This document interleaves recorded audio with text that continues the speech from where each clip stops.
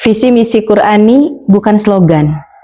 Ia dimulai dari suami istri, dimulai dari pernikahan. Bismillahirrahmanirrahim. Assalamualaikum warahmatullahi wabarakatuh.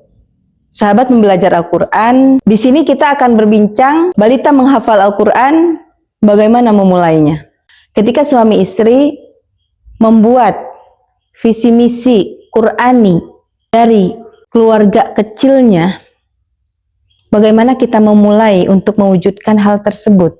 Tentunya semua bermula dari suami dan istri yang memiliki visi misi tersebut, yang memiliki keinginan tersebut, yang memiliki cita-cita tersebut.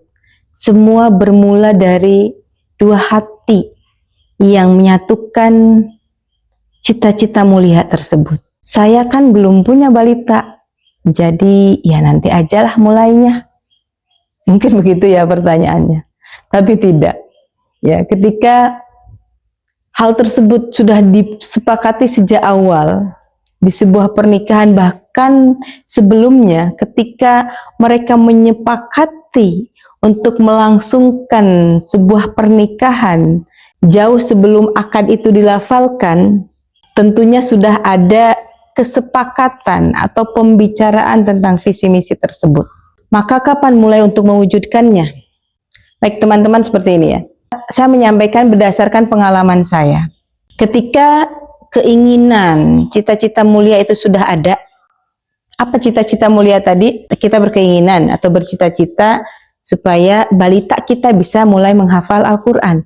Atau kita ingin menghidupkan suasana Qur'ani dari rumah, supaya anak-anak kita sudah mengenal Al-Quran sejak balita.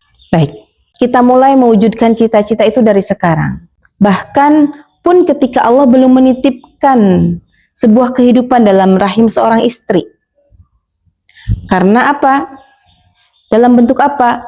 Pembiasaan Al-Quran sudah mulai hidup dari rumah.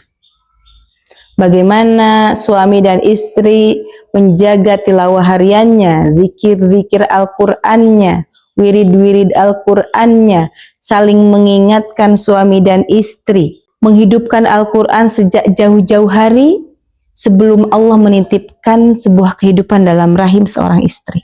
Ketika Al-Qur'an sudah hidup dari rumah, dari dua insan yang bersatu tadi, insya Allah ketika Allah menitipkan sebuah kehidupan dalam rahim seorang istri, maka akan lebih mudah untuk mengkondisikan bagaimana memulai mengenalkan Al-Quran bukan hanya ketika mereka sudah balita, bahkan jauh ketika mereka masih di dalam rahim seorang ibu.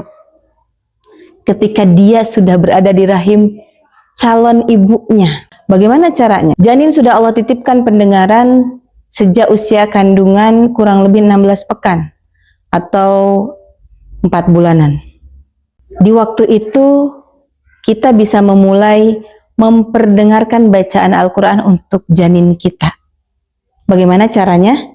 Karena kita sudah membangun kebiasaan bersama Al-Quran sejak awal pernikahan, maka insya Allah kita tidak akan kesulitan lagi, tidak kagok lagi untuk membersamai janin kita, calon buah hati kita bersama Al-Quran.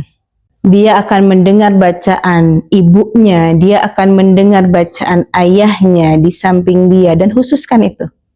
Khususkan waktu ketika kita mungkin wirid harian, tilawah harian, kita bacakan, niatkan juga kita sambil ngelus-ngelus perut kita seperti itu.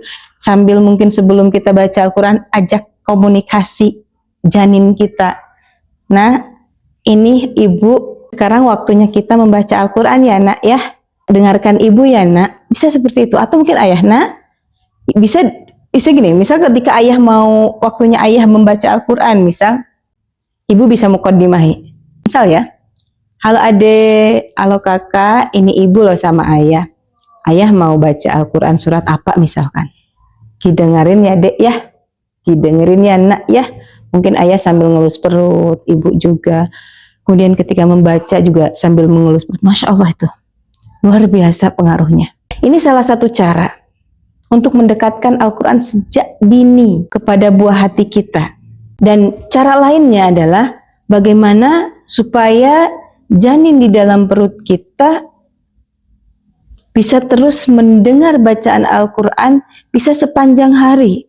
Bahkan ketika kita dalam kondisi tertidur. Tapi kan gak mungkin ibu dan ayahnya membaca Al-Quran selama 24 jam, selama 12 jam, selama 10 jam, bahkan mungkin selama 5 jam non-stop. Atau adakah mungkin dari teman-teman di sini yang non-stop baca Al-Quran 5 jam, 10 jam? Masya Allah, luar biasa kalau ada ya. Masya Allah, barakallahu fikum. Nah, ketika itu di luar ketidakmampuan kita,